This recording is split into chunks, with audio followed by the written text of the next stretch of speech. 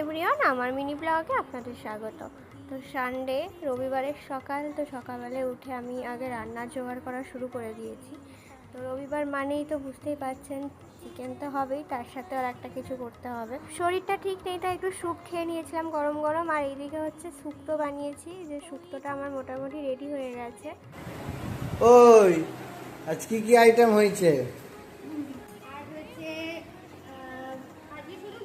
এত গোছানো কেন? কার জামাই ষষ্ঠী আজকে?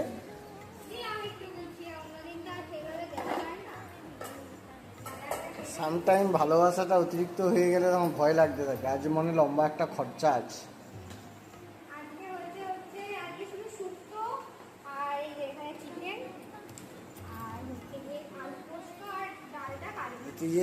তুই যে এটা করলি, যে এই যে কাঁসার থালায় খেতে দিলি, এটাকে মাজবেটাকে?